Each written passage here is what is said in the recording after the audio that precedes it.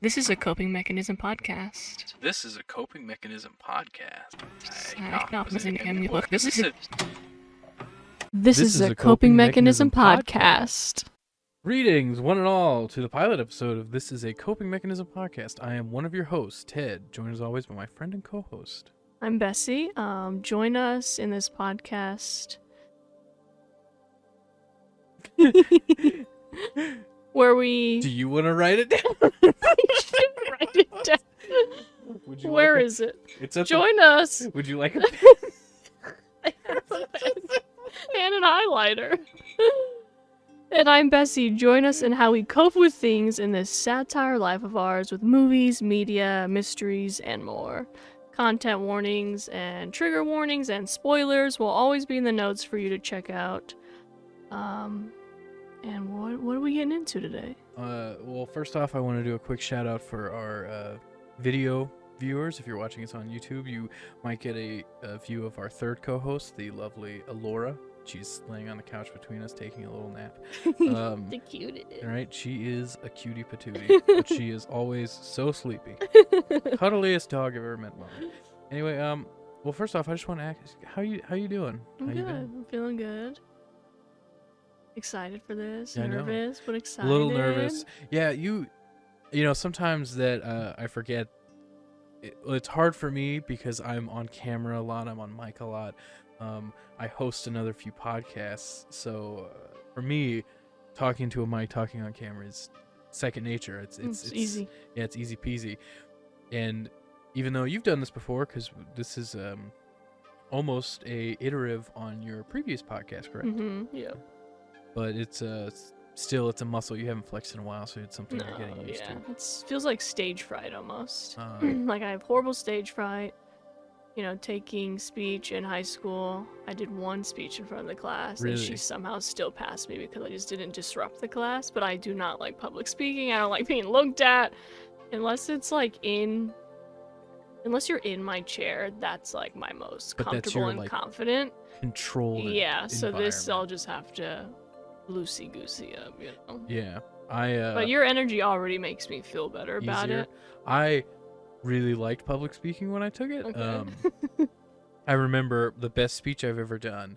If anyone out there is an SNL fan, there's a this series of sketches with Chris Farley, where he plays a man named Matt Foley, the motivational speaker, and I did a costume change mid-speech where I was like, I hired a motivational speaker, because it was a motivational speech. Yeah. And I was like, I hired a motivational speaker, and I kept a costume of Matt. I look like Chris Farley. I'm a big fat guy who's also can be very high energy and funny. At least I try to be. So I had a costume outside. I put on a suit jacket, a tie, and I had a thicker pair of rim glasses. And I went in there and I did the speech as That's Matt great. Foley. And then I went out and did a costume change all in the time frame. And I think that was the best. To this day, that performance sticks out in my head of like. So you were just I really made for got this. I guess so. You know. Yeah. I don't. You're like, I'm an introvert. I can come out kind of extroverted with people I'm comfortable with, but you just have like that energy that grabs you, and that's I think why I gravitated towards you. I was like, okay, that's cool. Like I can be around that. I really appreciate that. You know, I never really saw myself as that, Yeah. and I still don't to this day. But you are. I remember I had a high school teacher named Epley, Mhm. and he wrote in my yearbook, and I still remember it to this day, even though I don't know anything. But he was like, Coach Epley, I think you'd make a really good cult leader. And then I was like, thanks, I guess. He was like, You got it. You got it. You got star quality, baby. Yeah, you got it. Yeah, I'm like the wallflower, and you just like take up the room, not like in a draining way, because I have clients like that where I'm like, oh god, they take all the energy out of the room. You're just like, you fill it, and it's like That's I very- can kind of recharge from that instead of feeling like, god, I need to go home and like be by myself. That's really nice. That's a Yeah, very it's sweet thing to true. say. I think that you're a very like cool, chilling presence. nonchalant. Yeah. If anyone is interested, as you could tell from the differences in our background, she's the cool one on this podcast. You know, she's like, you're the Suave. yeah, you're the hip suave, you know, woman about town, and I'm, Okay. you know, I've got a bunch of video games. I don't remember what this guy is, but he's something. You know? Pink Gorilla. I'm the guy with a Pink Gorilla video game. What's it called? Case. This is a toolkit. So if you Okay. can confirm if old games are actually genuine or not. Oh my god. And I remember I got stopped on an airplane with that because it's a bunch of tiny sharp objects and screwdrivers and stuff. And then the TSA agent was like, "Sir, you want to explain this?" And I was like, "Oh yeah, you see that's a little kit. This is so you can confirm if cartridges, you take this up and you use this to pry open this thing so you can make sure and he just went, "Just take it. Just go. Just go. Just fucking go." And I was just like, Okay. "Yeah, I'm not a threat." That's hilarious. Anyway, so Yeah, I mean, I think we both come from somewhat traumatic backgrounds, or not your most ideal childhood, and I'm Yeah. sure that molds you in a way of how you are today. exactly. And I think, it's become a lot more mainstream and popular and of just this kind of group understanding that most people aren't really okay. There's not really there's not like a new normal. It was never normal. Yeah.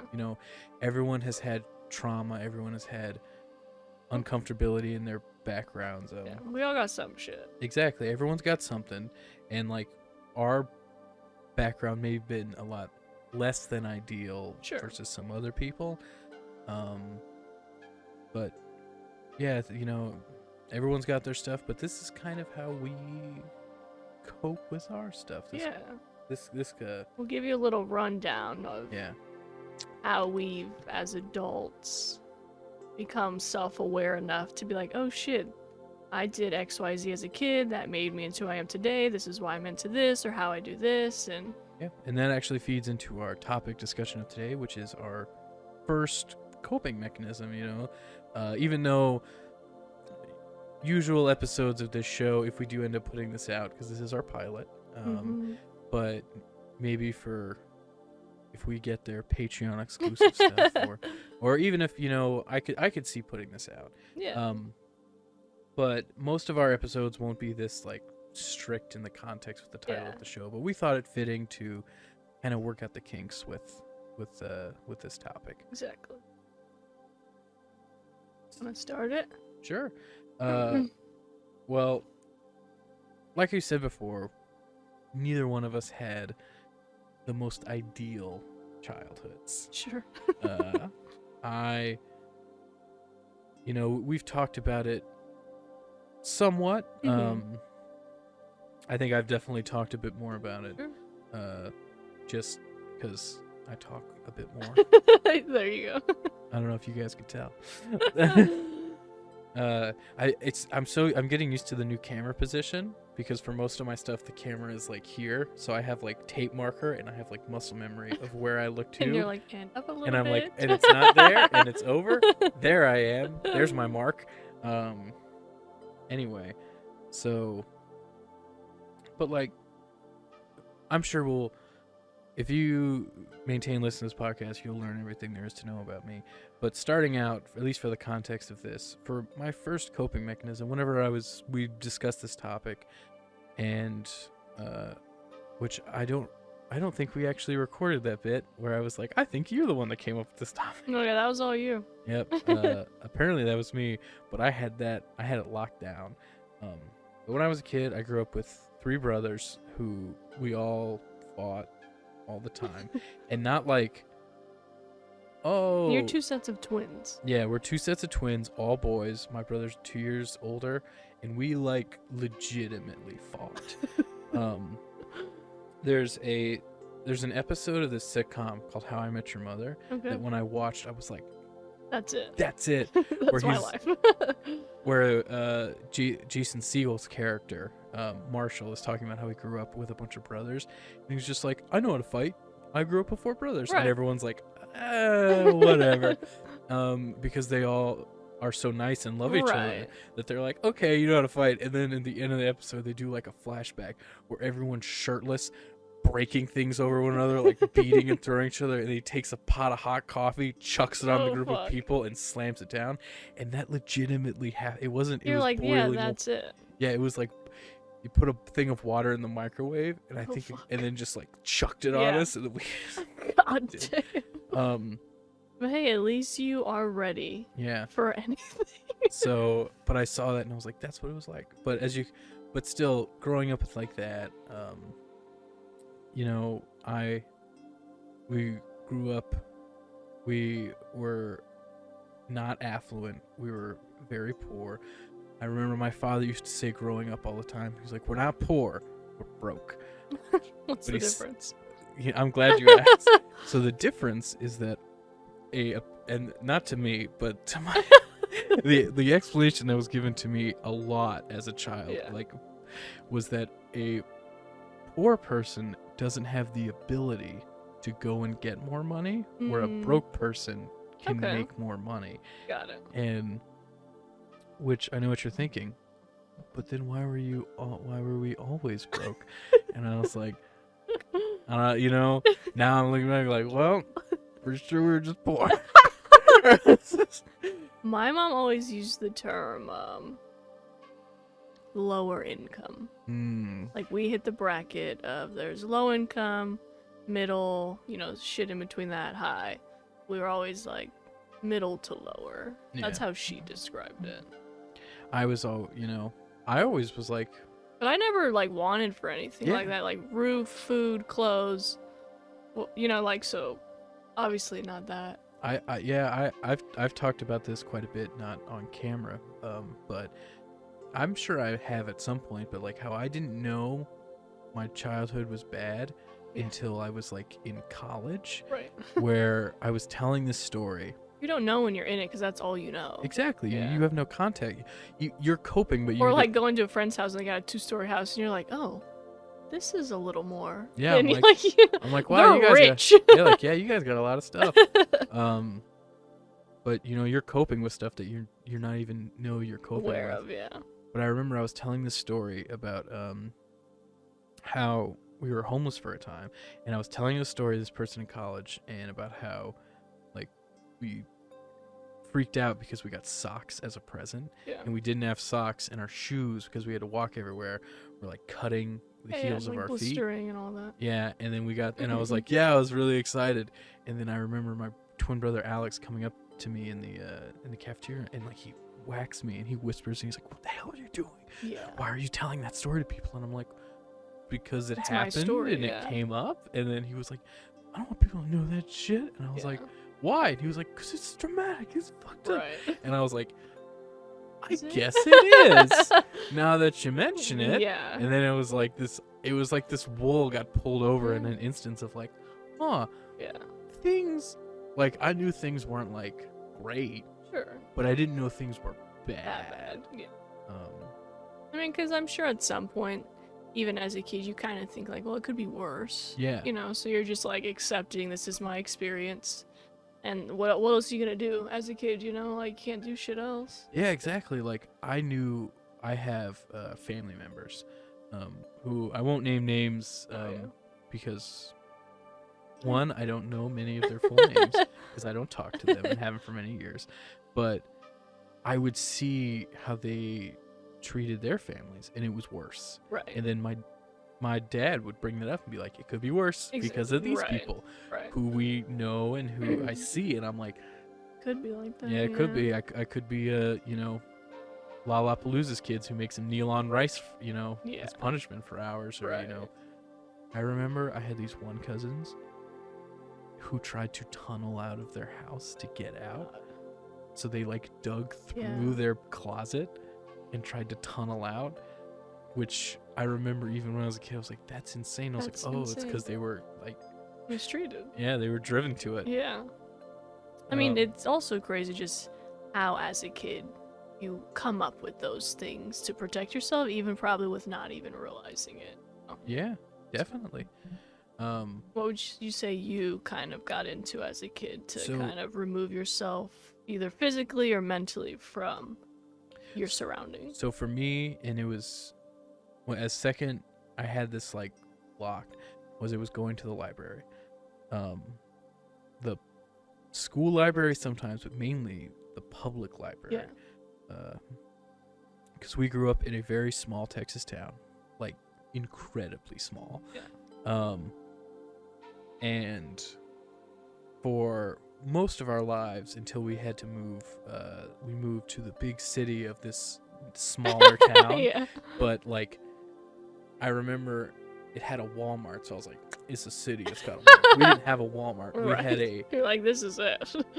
we had a thing called Fred's, which was Never heard of it. Yeah, it's like it's this small hardware store mixed with like goods and groceries. Okay. And I remember being like, and then we had an HEB that was like the big grocery store. Right. But if you wanted stuff, you went to Fred's. But I would, like, everything was walking distance or bike riding distance. Even like, school was like a quarter mile one way.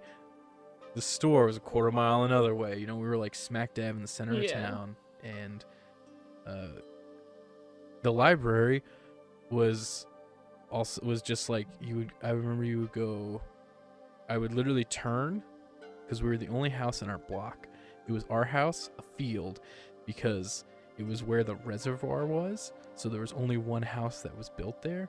It was a bad house. But you'd walk to the library? Yeah, because it was literally like I would turn the corner, close. And then I would walk straight for like just down the street, and then I would make one turn and then go a little bit farther, and there was a library. And all libraries are free, right? Yeah. And thinking as I was thinking about this topic, I knew that I loved going to the library when I was a kid, but I was thinking about what I was trying to cope with. Right. And it was, things got loud, things got crazy, things Quiet got in a library. And it's this forced peacefulness that like everyone has to adhere to. Yeah. That I think that was like the first. It's like a controlled environment of like, Exactly. it is peaceful, it is quiet, and if you're not, you get told something or you get out. Yeah. And you're like, cool, I'm ready to just be chill and quiet. Yeah. And I think that was like the first thing that I really latched onto was like that peace and quiet. Yeah. And then the next thing was that I just going to the library in that town wasn't the only thing. I also whenever we would come here, we would visit my grandparents, and then my grandpa used to love taking us to the library. We would rent out like movies and books, and like he would, we would just spend a lot of time there. So I have a lot of very fond memories of just like going to the library and like finding different books, and like me and Alex like sharing, like looking at books together and like showing each other pictures and like, trying to read different things. And then my grandpa like renting a movie, and then we could all go watch, or and then we would always walk everywhere, so it wasn't really, it was just something that was already ingrained in me from doing with him. Convenient. Yeah, that whenever I found out where the library was in I guess I can tell you where I grew up in this small town called Geetsville. Yeah, I didn't know it was the smallest Yeah, fucking town. It's just a prison town. Bigger now. Wow. They put a super Walmart out there, like, which is crazy. Yeah, it is tiny. So small. Don't they like include the prison population in their city population because it's so small or something like that? I don't know. I was I was too young. I think we left there whenever I was like 13 or 12 or 13. So I've heard they do that. I'm not sure if that's accurate up, but if it is, that just shows you how small it is. Yeah, that town was like it's nothing. Just childhood for me. It's a road. Yeah, it's a road. There was less in it then than there was now. I remember, which is always weird because my brother Alex puts it in a way that I never thought of, but it makes so much sense. But when you grow up poor, and especially when you grow up poor in a small town, it's like you live in the past. Yes. So nothing is advanced at all or with the times. Exactly. It can't and keep up. and you can't even when you can't afford to like get the new things, then you don't even you just don't experience You them. fall behind. Yeah, so you just have no context for them. So like going into somewhat of my background in video games, like we, you know, we're not that much different in age. And I remember before the show started, you were talking about how like you had your DS, Yeah. and like that was part of your escape. I didn't know a DS existed until I was a senior in high school. Okay. Yeah. When I was a kid, I had a legit fat game, like a OG Game Boy that looked like a brick, Yeah. and because it was like I had the one that looked like this. the SP. Yeah. Yeah, I got a couple of those. And the color, I think, was my first one. The Nintendo Color, or whatever it was called. Game Boy Color. Game Boy Color, yeah. Yeah. Not Nintendo.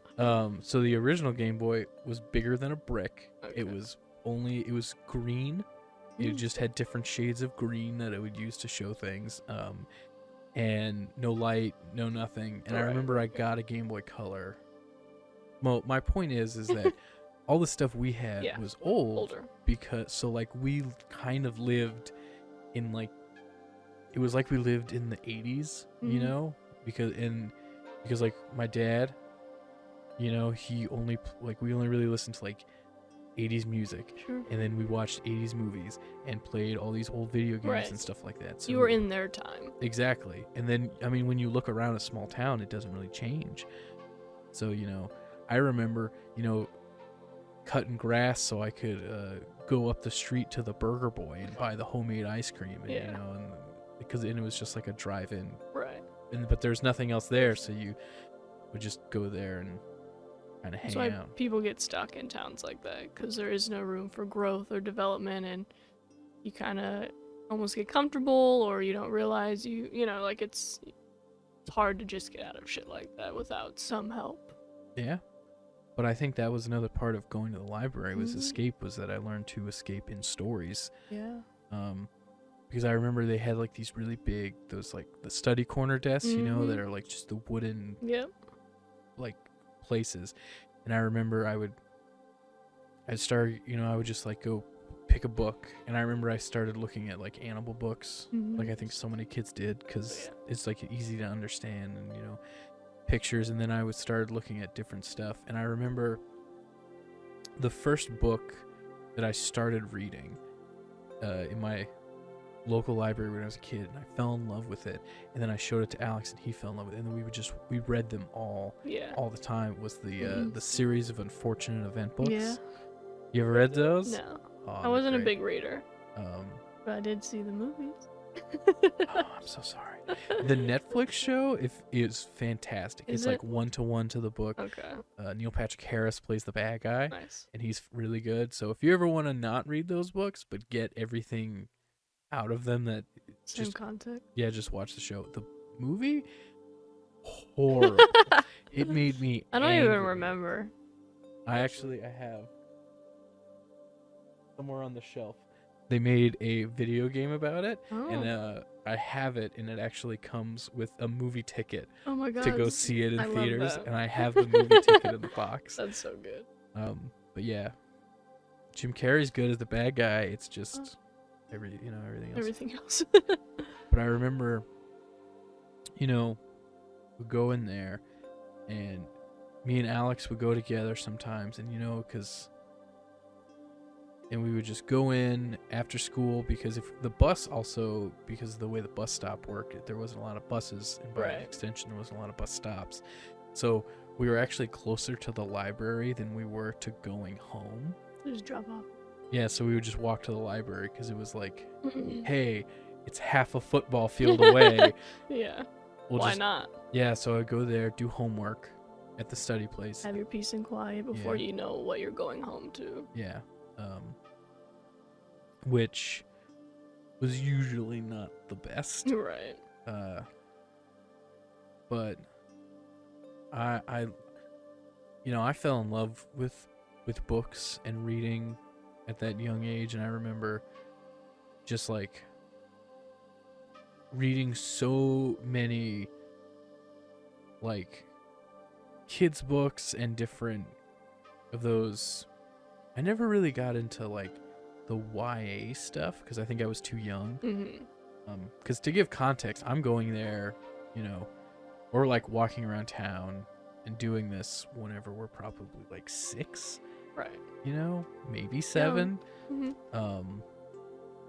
And continuing on that, like most of the stuff that I was engaging with was the children's section, Yeah. you know, and it was like, oh, whatever's here is what I'm reading. And then I remember, you know, you would explore and go look at like the adult books, and they were just words, so you were like, oh. And but I think because of that start and because of that kind of natural progression in reading, I fell in love with books, and I fell in love with reading to where like I still like to read. To this day I still probably read, you know, I remember for fun for Halloween I read all of the classic monster books, all of them. So all the stories, all the short stories. I read Dracula, I read Frankenstein, I read Dorian Gray, Dr. Jekyll and Mr. Hyde, I read The Invisible Man, I read and I just see most of those movies. I haven't seen most of the movies, but read them books. But Probably the big difference between you and I. You're a book reader, I'm more of like a movie, TV. I mean, you also get into those, but like I don't. don't really miss. I don't really read at all. I could never get into it. So now I've forced myself to read like kind of like self-help books or like short kind of thriller books, but I could see how that could easily be an escape for a kid. Yeah, because I think it taught me to do something in my brain that I don't know if it's normal. Right. Maybe out there you can put it in the comments and tell me if this is normal. But when you engage in media, whatever it is, how much would you say you fully you lose yourself to the story and become like, because whenever I... Are you asking like me personally? Yes, like Okay. you personally. And you know, you guys can tell me too. Because I know whenever I become truly engaged in something in media, whether it's a book or a TV show or a movie, or I get it less with movies. Okay. Maybe because it's shorter. Yeah, because it's shorter. Or commitment time. But definitely like books, TV shows, and video games. It's like the world, and I think this goes into what I was doing as a kid, is that the world disappears and I'm in the story. Yeah. And I don't mean like I'm living in the book. I mean nothing else exists except the story that I'm engaging with. Yeah. And to like the point where when I'm fully engrossed in something, my mind like shuts off completely to where it's only accepting kind of the stimuli of the media. Would that almost be a form of like dissociating almost? I think so. I didn't learn what dissociating meant until this year, actually. So, or some type of like, isolation you're doing. Yeah. But I think But it sounds like dissociating. I'd imagine so. But do you do Honestly, no. I mean, personally as a kid, I think my mom shielded me from a lot. So I think I didn't need such an escape as you did in that way, because she was kind of like my escape.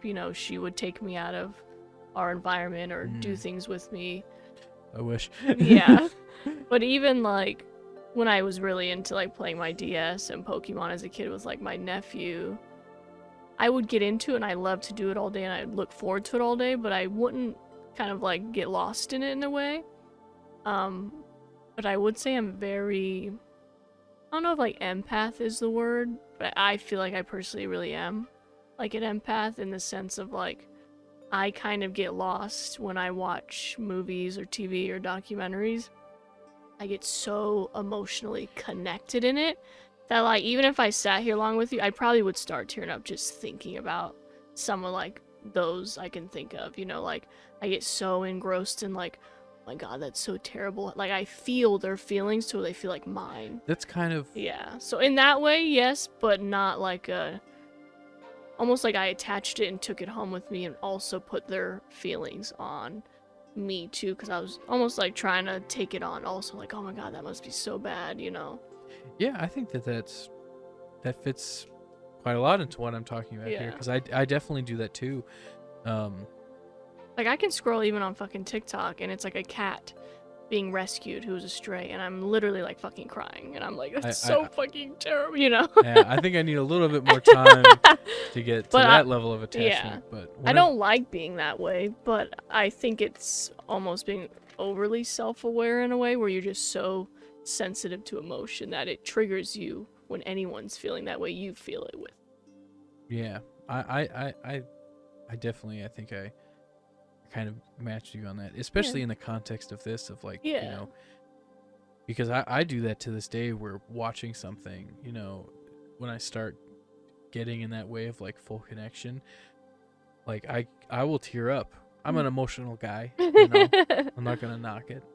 And if you're an emotional person, if you are, you are. If you aren't, you aren't. It's no big deal. Yeah. But like you know, I'll be watching an anime and it'll be like start doing the whole friendship thing or whatever, and like the big spiel and rise up, and I'll be like, get it, you guys can do it, you can do it. And you know, and I thought it was a bad thing for a while. Because people make you feel like if you're overly sensitive or too sensitive, it's a bad thing, but you're just accepting your emotions and you're not pushing them away, you know? I had a thought that wouldn't, and that is a much healthier way to think about it than what I'm going to say.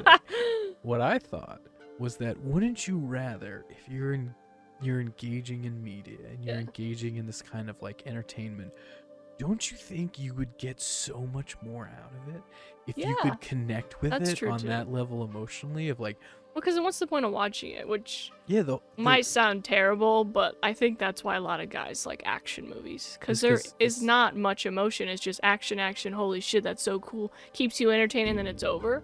You don't really have to feel much. Yeah. I still love action movies, by the way. I don't watch a lot, but... I love it. But in general... One of my favorite... It's one of my top favorite movies of all time.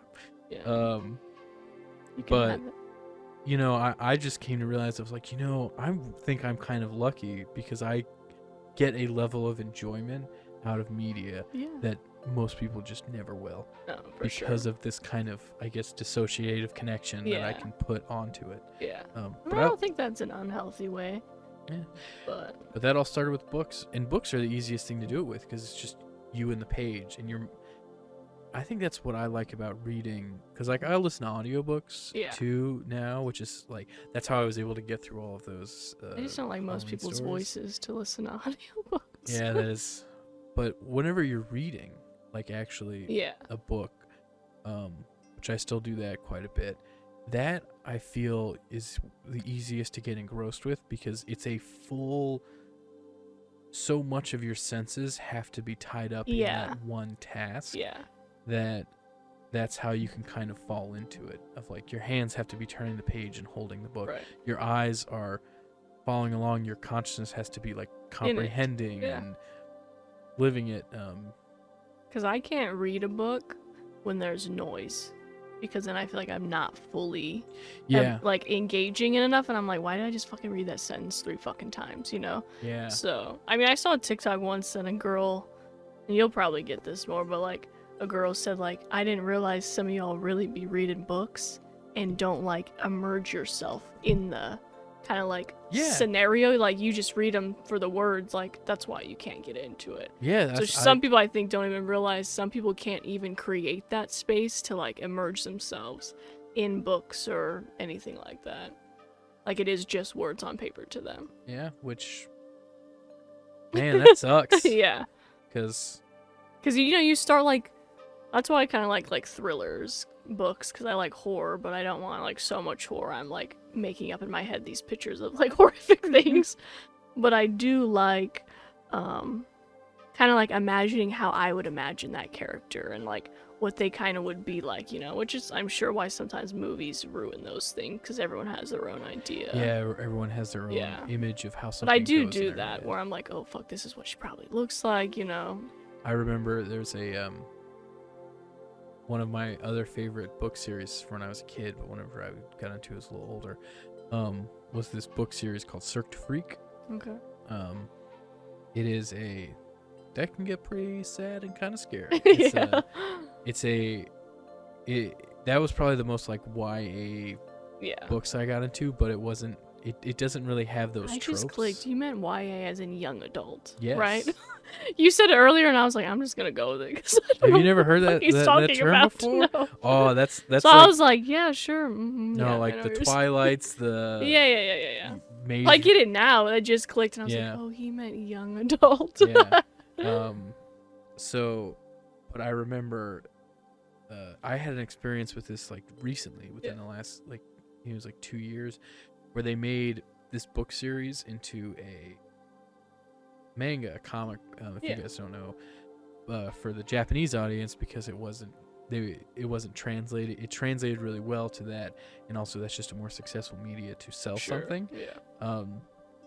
So I remember I got them because they put out like these collections of them, and I was like, oh, I can't wait to see these things, on the page, because the movie was terrible.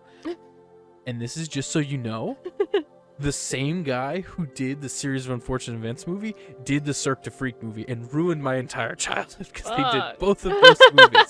Trash. Destroyed it. Anyway, I got these like collections, and I started reading them, and I couldn't. I had to like work through them because everything looked so different. Not just in the context of like, oh, it's in a Japanese art style because it's a Japanese comic book, but it was just that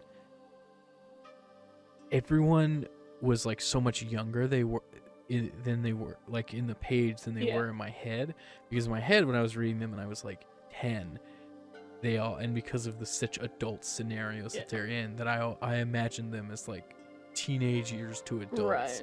but like you're constantly seeing them as kids, and I was like, and as an adult, and I was going back and reading this because I've read those books as like an adult, and they still hold up really well, but seeing them as a comic, I was like, this feels a little weird. I don't know if I keep reading this, but they anyway, getting off on tangents here.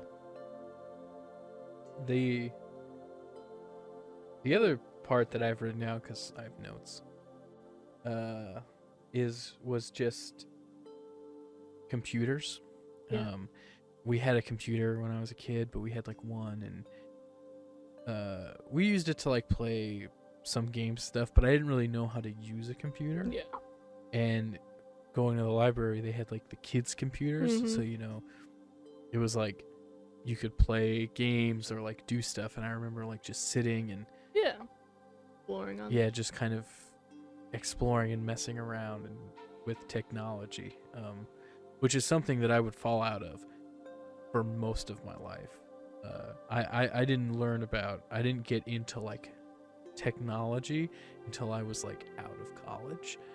I still feel like I'm not even in it, which I think, like you said, like I have older parents. Like my mom's in her 60s, and so that, on top of not having a whole bunch of money just to like have the newest of new things, they're not tech savvy. They're an older generation, so I'm the same way even now. It's like I could maybe get around with my iPhone. Don't ask me to get more tech savvy than the basics of that.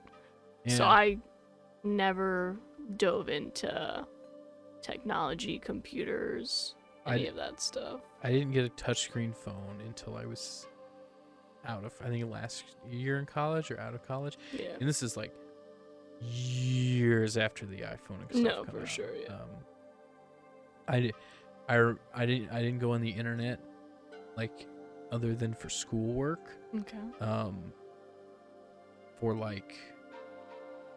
For so long, mainly because I knew this guy who was a real what's a good word for an internet weirdo?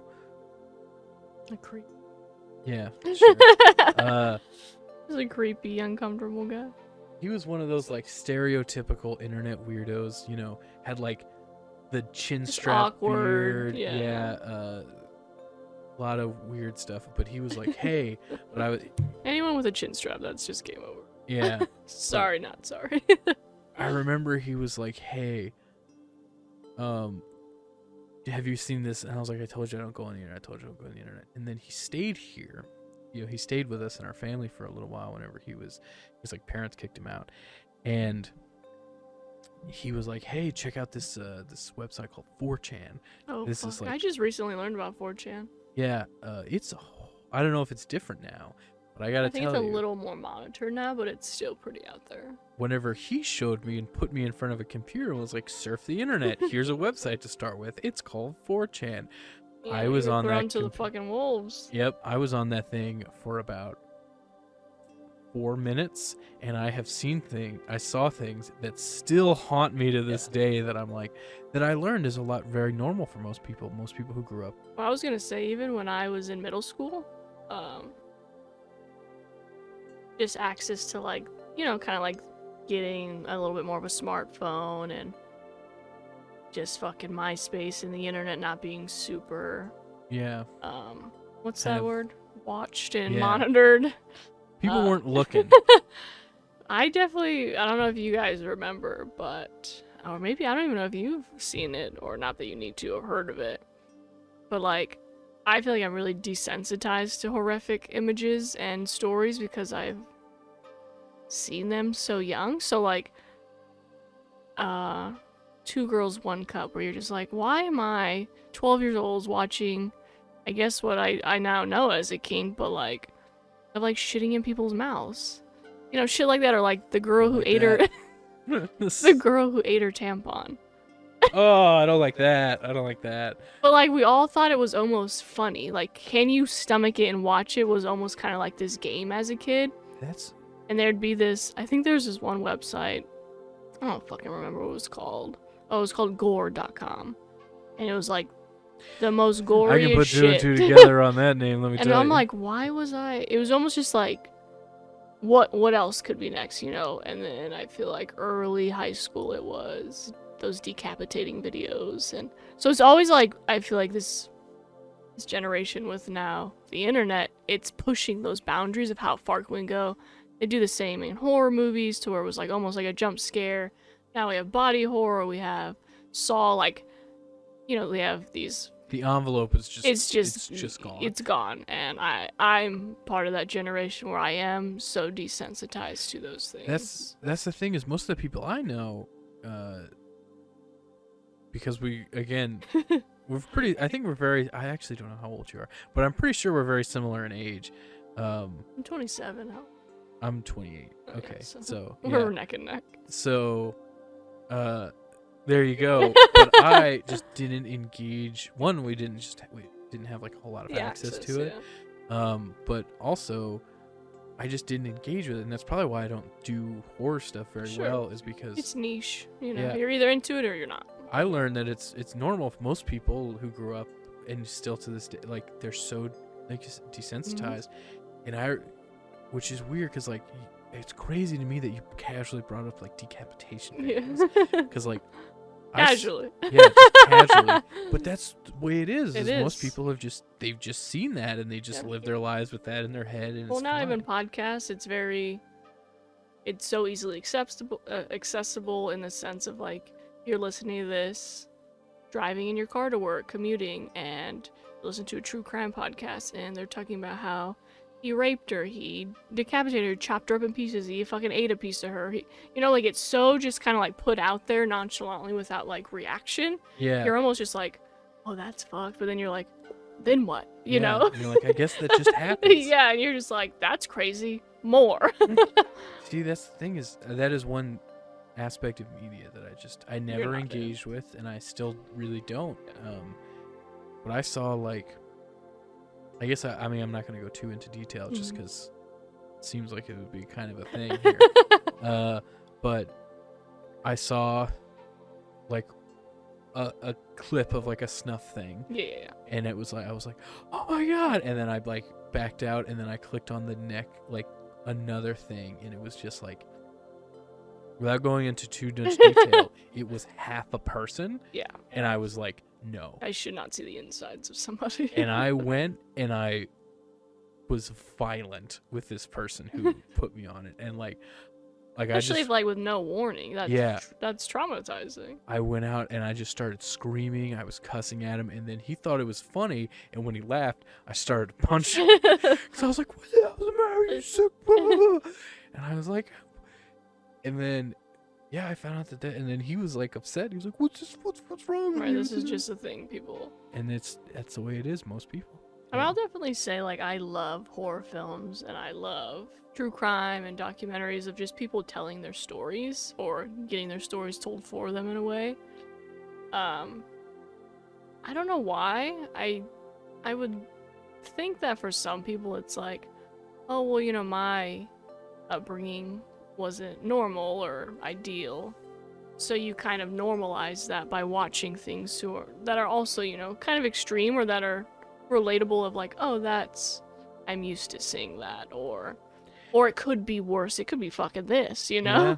Or almost as like a warning of, this is why it's fucking stranger danger, because who fucking knows what someone will do to you, you know, let alone if you see it happen in your household by your dad, like, he don't care, a fucking stranger don't care about you.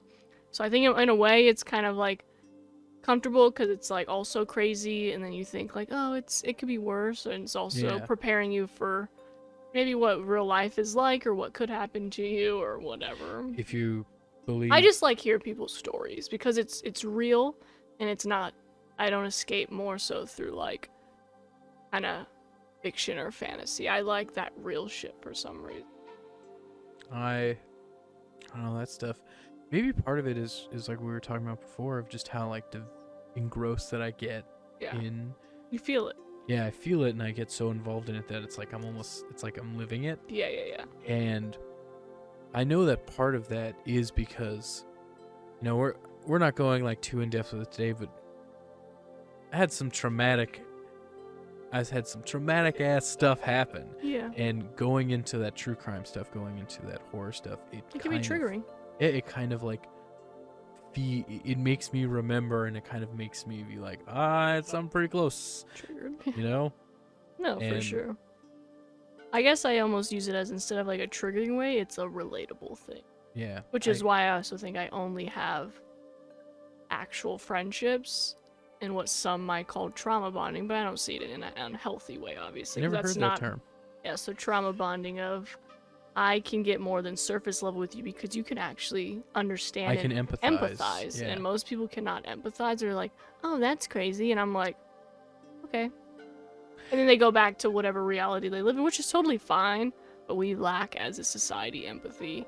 So my friendships are very, oh, you've been through shit, so you know what it's like. You can't empathize and be a decent human being. And I only want friendships like that. Yeah, you know, I don't like surface level shit. It just doesn't feel authentic. Feel real. Yeah. That's not that I wanted all of us to, clearly no one should go through any of those things, but if think they you're build going to experience them, then the people around you are gonna understand you and maybe understand why you're being triggered, and you're not just being too much or too sensitive or too extra or being weird about this or that, you know. Yeah. And when stuff gets to me, you know, I don't know if I've ever been in a situation where something has gotten to me the point where I'm like, no, I can no longer engage in whatever I'm doing because this is messing me. Point. Probably should. Probably, from what I understand. But I'd definitely be like, I don't like that. Right. Like, you have boundaries. Yeah, I'm like, I don't like that. That's good. You know, I don't. That's you know. Yeah. I always just say what I grew up hearing, and what I say, like, that gives me the ashta. You know, like, that, you know. Yeah. That's something that wears on me. Yeah. But you know, you mentioned watching that horror and stuff like that, and it kind of showing you these extremes. Well, I also love oddities and weird shit, so I think that just falls in the realm of horror films. The appreciation of the art of it, you know. That's true. I just, you know, I remember, like, I've never seen a Saw movie, but I remember seeing like commercials and being like, huh, I've had some of those things kind of like in a sense happen. Yeah. Like I don't know, because I've never seen them. I only remember like the gist of a trailer I saw years Sure. ago. Like I remember my older brother booby trapping his room and like stepping on a board with a bunch of nails in it that was like Ooh. built into the thing, Yeah. or getting like swung at with a bowling ball that had like knives taped to it. Yeah. You know, or like I remember there was like something of like the guy who like had the cuts all over his, like he had the thing and his face got cut up, and I remember There's definitely a lot of face stuff. I mean, there's a lot of body horror, but definitely contraptions on the face. Yeah.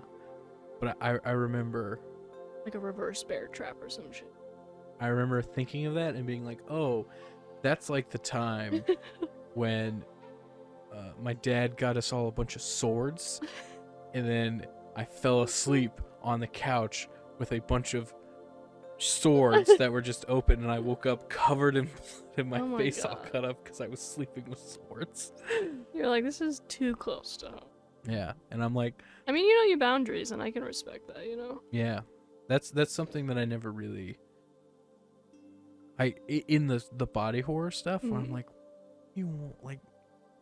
And I can get tell it. you, I don't know either. Yeah. I think it's almost... If you know why, put it in the comments. It's just so... I don't know, it's so crazy that you almost escape in that way of like, whoa, this is fucking wild, you know? Yeah. Almost like you'd see fucking Superman flying around. You're like, that's kind of crazy and wild. That's not real in a sense. You kind of feel somewhat of that of when you watch such extreme things.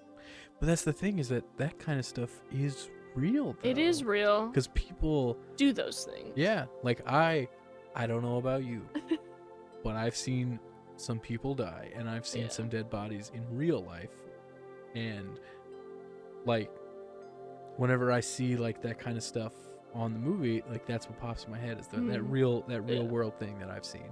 I've definitely never seen it, dead bodies, but I guess I'm also kind of fascinated in the sense of what your human body can take. It's true. Just like you can mentally take on a lot of things, physically your body will survive a lot, and In not my personal fascinating, experience, a whole lot, man.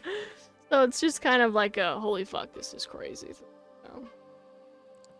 I always wondered if again, this goes into we're talking about coping with things, is I always wondered if one of the ways that I say we because like me and my brothers were able to cope with so much trauma, both like physically, was because we didn't know like we didn't have context for how bad it was. Right. So like if you didn't know that where that line was. Yeah, so like if you know something is real, if you in your head you believe that something is really terrible, painful, and bad, will it be that much worse for you? Yeah. Because I didn't have that thought, and I still don't have that thought about a lot of things that like happened to me. Like because you disassociated. maybe, but that's the thing, is like I still remember like my pain Right. to me now is still like your body holds on to that. Exactly. I'm still your like body keeps that score, which is a book. It's really good. It's self-help. oh, I'll have to check it out. But yeah, it talks about how your body holds all that trauma, even if you don't remember. You only can recall so many things, or why if I did this to you, or you see things, you kind of get re-triggered and stuff like that. But I wonder if like whenever I'm getting like hit with a hammer and I'm like, it's not that bad, so it wasn't that bad. But for most people, they'd be like, well, I think you'd tell yourself it's not that bad to survive. yeah, I guess. But You're almost convincing yourself. It's yeah, I think that's probably where a lot of it was. maybe. But I think we both have seen and agree that we could have gone a lot of different ways with how we cope. We could have really been into drugs and alcohol. We could have been into risky behavior. We could have self-harmed. There's a lot of things that fell into food, if you couldn't. But it's a way. It's control. It's Yeah. just what we do. And I think, in general, we could have gone down a much different path to numb ourselves from how we feel. But it almost sounds like we both kind of like suppressed what we need to or needed to in the time. I've maybe come back to it. But yeah, we use different things that are not as unhealthy to cope. Yeah. And, you know, I don't think that there's anything wrong with falling into... People do it every day. That's why... I'm very empathetic. I get why. Yeah, I think that's why binge watching is such a thing. It's not because you're trying to consume all of this media at once. It's because you're trying to escape. Yeah, that makes sense. I love binge watching. I will wait for a series to be all the way done for months, and I'll be like, now I'll watch it back to back. I've been doing that right now. I got the complete series of Supernatural. You came in, and I was like, oh, I'm watching this. I'm already on the second season. I've been watching it for 2 days. I think I finished Game of Thrones. I mean, we could have finished it faster, but all that, like, in a less than a month. Yeah. Because it was like, any time I had, I was like, no, we're watching it. Right? It's like, I think that part of that experience with media is now it's very hard to be quiet. Yeah. And to kind of, that's wise. People are trying to cope with so much in their lives that they need that constant stimuli. Yeah. Even if it's like background noise or something.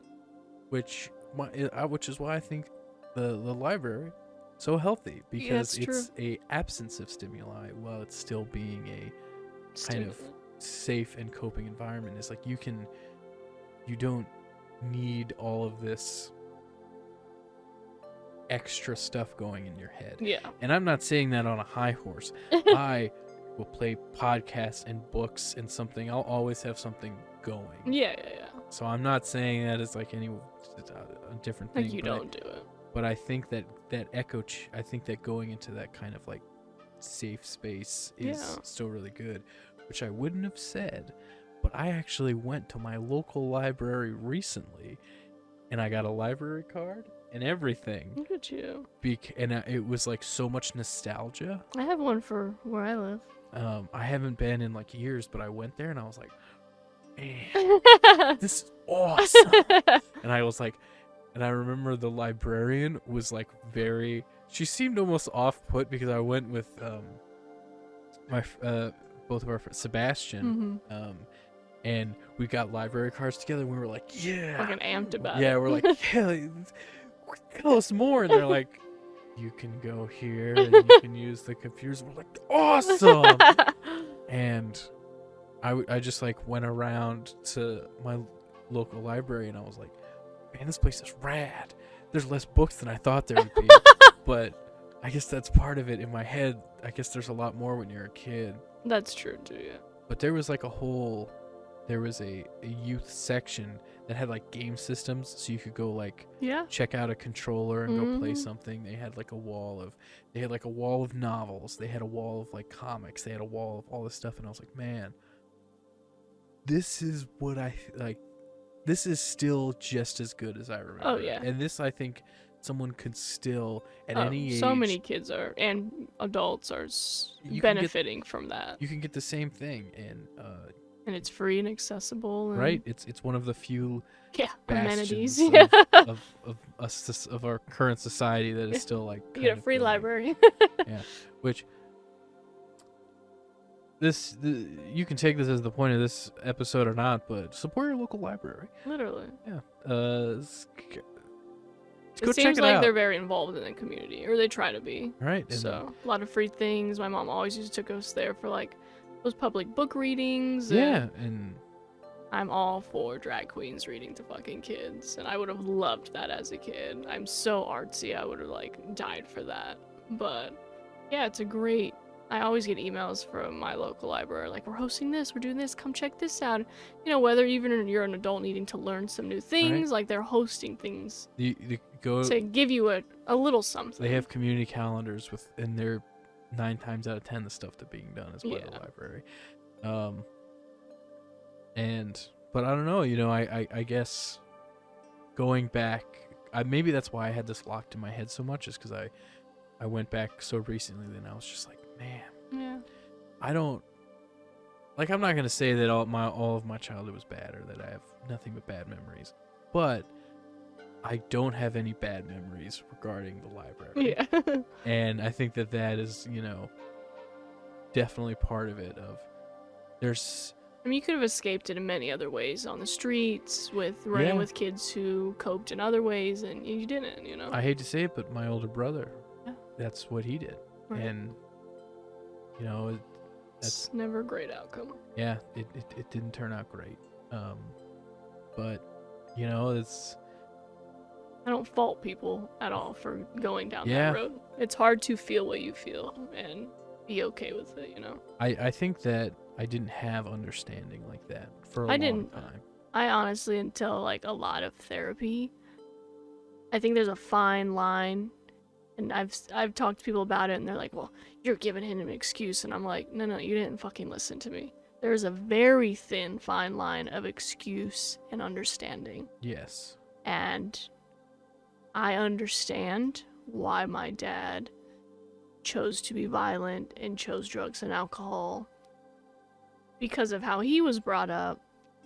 He was not set up to be any better than that. Yeah. So sadly, he finds someone like my mom who doesn't come from a great background, who was kind of like, oh, that's familiar. I saw that in my household. You continue that cycle. So that very, very, I'm talking about like hair strand line thin of, I do not hate my dad anymore, but I have a little more empathy because I couldn't have seen him turning out any other way. Yeah. Because of what's happened to him or whatever, he chose to suppress those feelings and take it out on us. But I didn't want to, I wanted understanding for that, I found it through that fine line of, oh, I get why you would have done those things, Definitely. I think it's very hard, and it's something a lot of people don't realize is how difficult it is to break a cycle of behavior of even generations. with a lot of understanding, Mhm. therapy, and it's still one of the most difficult. Because you have to things. choose every day to not Exactly. fall You for have it to make a again. complete conscious effort. And a lot of times outside looking in, people are like, they could have just been better. Yeah, no. They could have just done something I hate different. that. Yeah. They could have left, and I'm like, you Like- know what it's fucking like? Then like don't you- say that shit. Yeah, you don't. You don't get it. You Get don't it. want to get it, and that's just how people are. They don't want to get it. Yeah, but because of that, I think it does make empathy Yeah. a lot easier. Empathy isn't about an understanding, is not about forgiveness. No, It I don't forgive him for any of the things he's ever done. I never will. exactly. But I empathize with. I feel that way about my mother. Yeah. Of like, I understand hmm how She turned bad into it that. was for not just her but my father too. Of like, they had 4 children Yeah. hmm before they could legally drink. Yeah.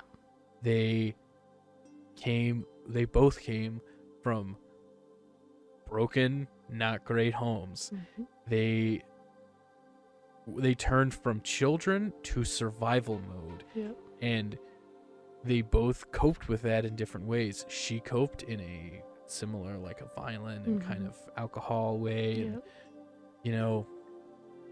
and just because you can understand something doesn't mean you can You're okay condone with it. Yeah. Yeah. Oh, for sure. Like, I can understand. You can understand why someone felt they needed to kill somebody Right. and be like, I don't think you should kill people. But I see why Yeah, you and might And it's end like, up doing that. yeah. And you go, oh, this person was horrifically beat and abused for Mhm. years. And then out of one instance, it went too far and they, boom, shot this person. It's Yeah. like, oh, okay, that makes sense. Yeah. But I think most people, they can accept that on an extreme sense, like something like Yeah. that. But when it comes to smaller They won't. instances, It's not taught in society to be Right. that way. whenever I see someone, like yelling or being a dick, and I'm like, that's the first thing that pops in my head. I'm like, yeah, they're a dick, but what's going on? Yeah, I read a book. I mean, it's a self-help book again, And it was called What Happened to You?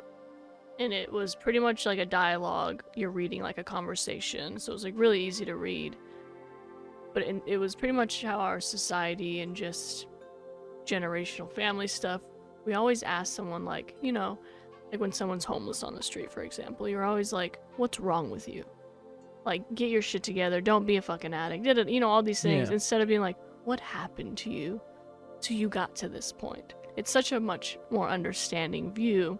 And that's how I come out almost everything. Yeah, I'm I try to be very open-minded, understanding before just judgment. You know, because we all judge, but I try not to do it off the bat. I learned that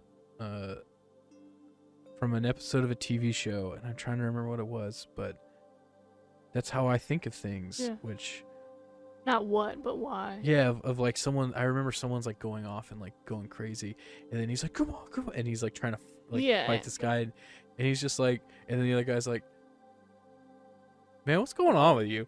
Yeah. Like he's totally calm, he's totally collected. He's like, "What happened?" The same thing. He's like, "What happened, man? Yeah. What's going on?" He's like, and Yeah. 9 times out of 10, that's what it is. It's Mhm. just they're not.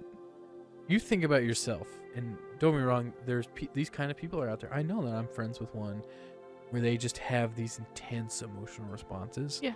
But that's so rare to be that kind of person. Right. To where any little instance, it has nothing to do with something else. It's just an extreme emotional response. Mm-hmm. They exist, but they're rare. You can look at yourself, viewer or listener, and how often have you been like mad in traffic or like screaming at something or having an instance of that extreme response, and it's not 10 other things in addition to one. Exactly. It's not, this is the straw that broke the camel's back. Right.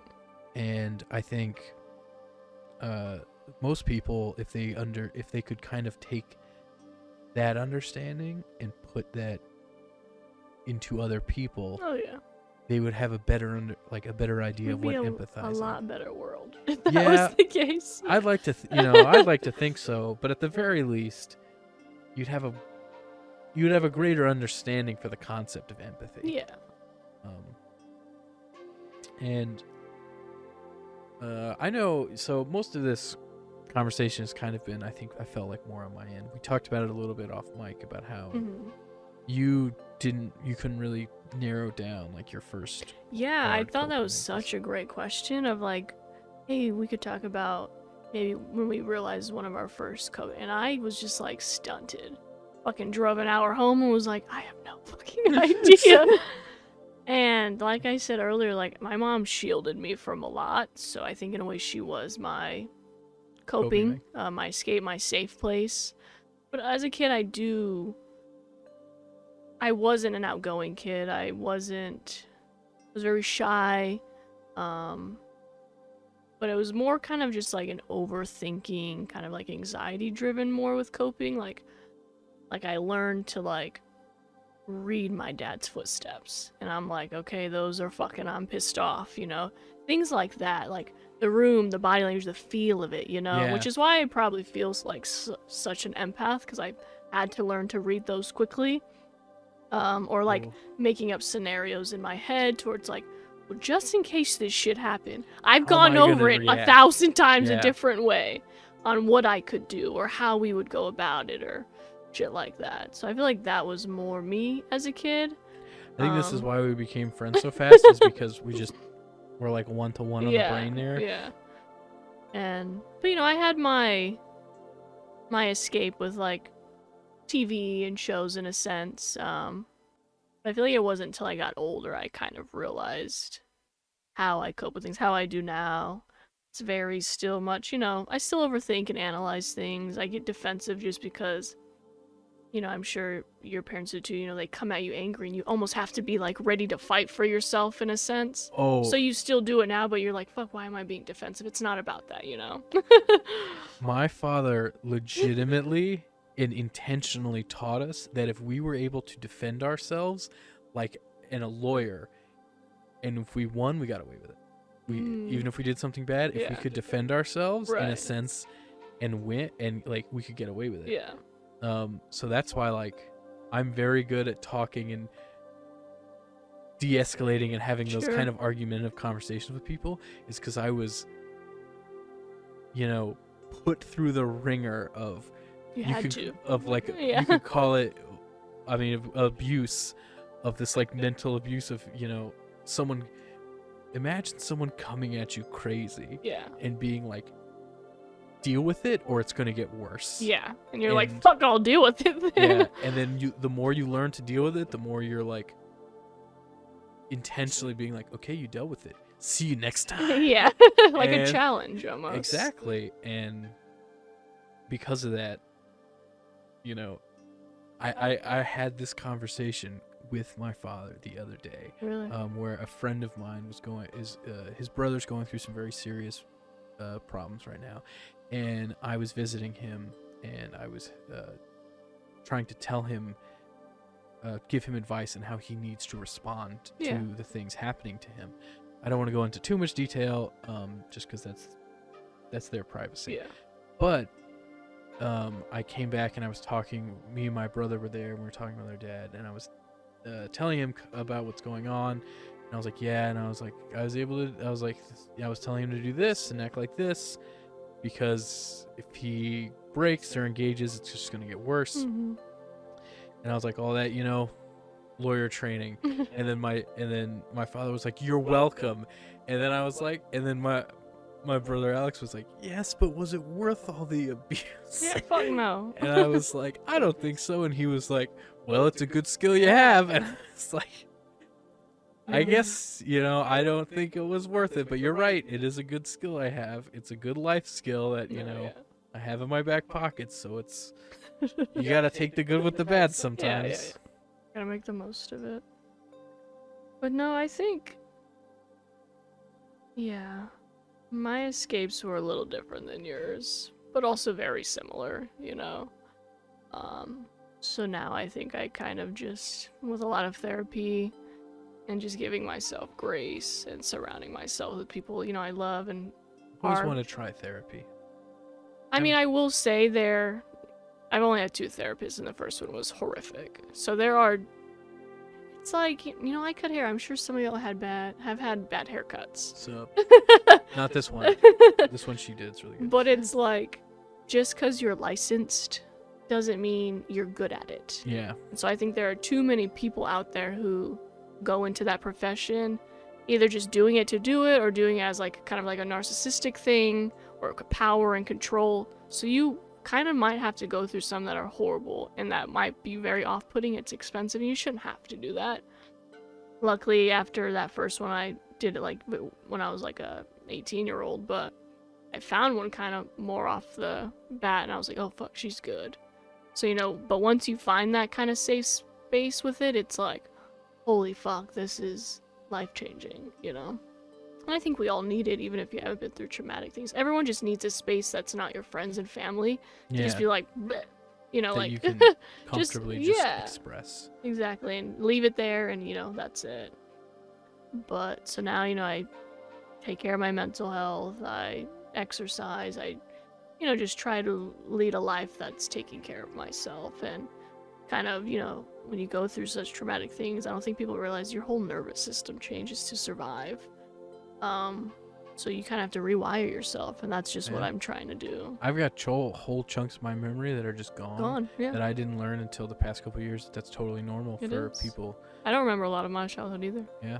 Just because you suppress it as a kid to survive. Yeah, and it's gone. Like. I like to think of it as we all have boxes in our brain, or filing cabinets, whatever the fuck you want to have. And if you don't take the time and work to organize those boxes, they will overspill into your life.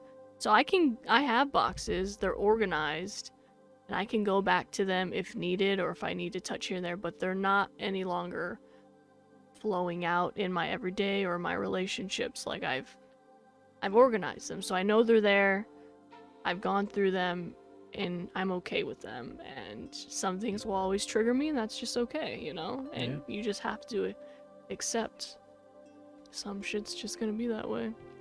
Yeah, I think, and I know this isn't the way for a lot of people, but I think the best thing that you can strive for is when you are kind of hit with those, triggers or Mhm. whatever you want to call them, is that you don't let them affect the positives of your life. Exactly. Like Yeah. something's gonna, like, things are gonna get to you, and Always. but you want to be able to, Holding on to those doesn't make it any better, yeah, But you have to wanna go through the fire or whatever to feel better. Like, I've even asked my mom, like, Mom, I really think you need therapy. She has great insurance from military, so I'm like, fucking use that shit. And she's genuinely looked me dead in the eyes, like I'm looking at you, and said, I do not want to go through those. Because I explained the whole box situation in your brain. She said, Bessie, there are some things I don't ever want to touch in there again. And I said, well, they will always spill out. She has her moments of being Yeah. fucking crazy, but when you live with crazy, you become kind of like that to survive. And I always tell her, you cannot heal in the environment that you got sick in. And since she still is with him, she won't ever be better until she's out. Mhm. But some people aren't willing to touch on those things. They don't want to face them. My sister's the same way, which is why I don't speak to her. So I'm like, there's just some shit that you gotta recognize, and I have boundaries, and if you're not about that, then I'm not finna deal with it, Yeah. So, the moral is, we all have coping mechanisms. Some are good, some are not. We all try to have much more healthier ones. Yeah. And so we want to take you on a ride through this podcast of how we use our coping mechanisms for our media, mysteries, movies, and more. and more. We can say it in different orders from the beginning. Just do it. They're all M's, okay? I get confused. Yeah. And I just want to add that as long as you're not, whatever you're doing to cope, as long as you're not hurting someone, doing anything crazy illegal, and